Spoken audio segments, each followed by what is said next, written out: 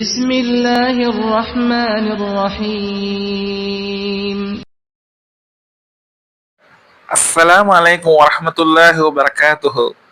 அமானித பொருட்கள் தொலைந்துவிட்டால் தீர்வு என்ன?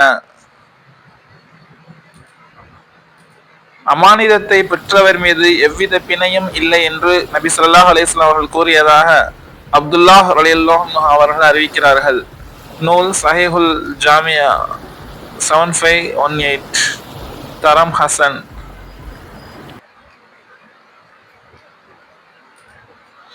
விளக்கம்: அமானிதமான பொருட்கள் எவரிடம் உள்ளதோ அவர் அதனை பாதுகாப்பது அவசியமாகும்.